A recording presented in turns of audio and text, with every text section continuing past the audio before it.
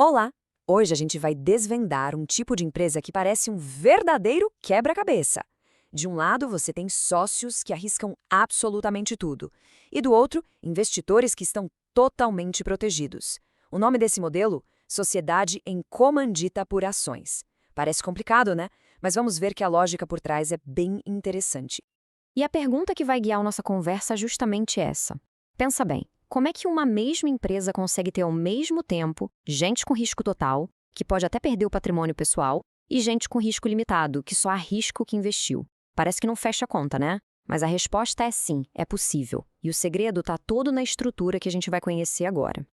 E para a gente montar esse quebra-cabeça e não deixar nenhuma peça de fora, toda a nossa análise de hoje é baseada no excelente material preparado pelo professor Marcos Freitas.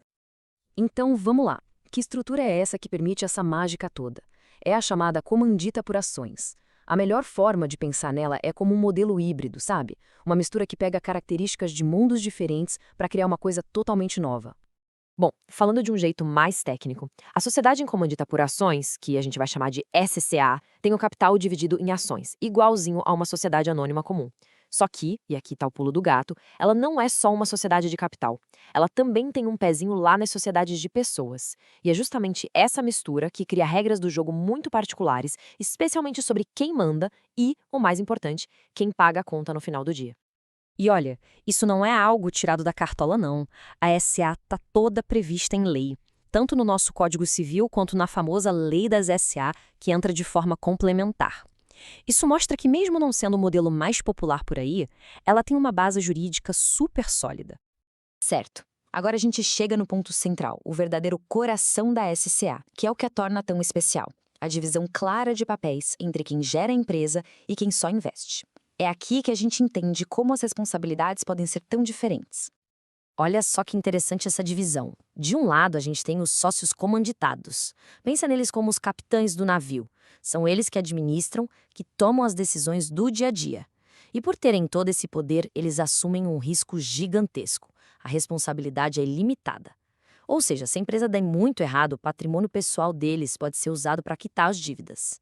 Agora, do outro lado, temos os sócios comanditários. Eles são os investidores. Eles entram com o capital, com o dinheiro. E a grande vantagem para eles, a responsabilidade é limitada ao valor das ações que eles compraram.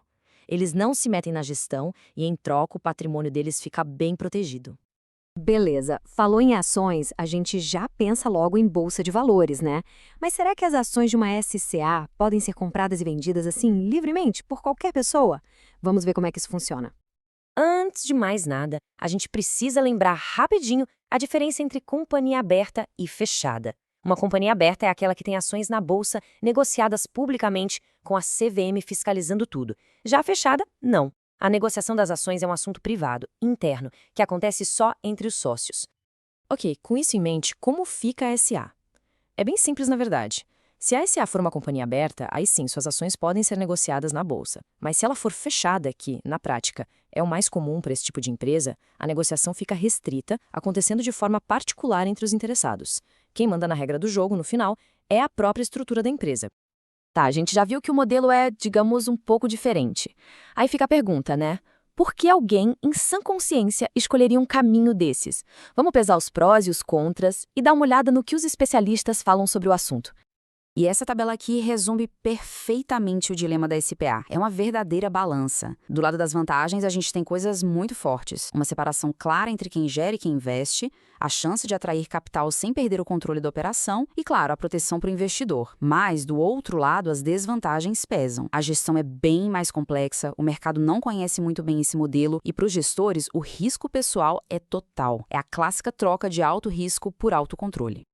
E essa ideia de controle se conecta perfeitamente com o que diz o jurista José Ingrácia Antunes. Ele enxerga a SCA como uma espécie de fortaleza. Como a lei diz que só os sócios comanditados podem administrar, a empresa fica blindada contra aquelas tentativas de aquisição hostil, sabe? O controle fica ali bem protegido. Agora, olhando por outro ângulo, a Ana Perestrelo de Oliveira já foca na capacidade de atrair dinheiro. Para ela, esse modelo é perfeito para empresas que precisam de grana para crescer, mas que fazem questão de manter a gestão nas mãos de um grupo específico, que já conhece o negócio a fundo.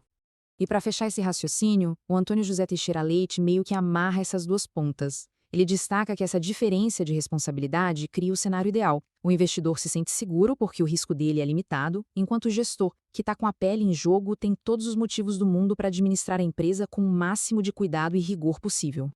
No fim das contas, se a gente pudesse resumir a sociedade incomandita por ações em uma palavra, talvez fosse equilíbrio. Ela foi desenhada para oferecer, ao mesmo tempo, controle absoluto para quem a administra e segurança máxima para quem só bota o dinheiro. É uma balança delicada, mas que, quando funciona, é muito poderosa. E para terminar, fica aqui uma provocação para a gente pensar. Hoje, no mundo dos negócios, a gente fala tanto em agilidade, em simplicidade, no modelo das startups. Será que ainda existe espaço para uma estrutura tão cheia de detalhes como a SCA? É uma pergunta que não tem resposta fácil e que mostra como o direito das empresas está sempre se adaptando. Fica aí a reflexão.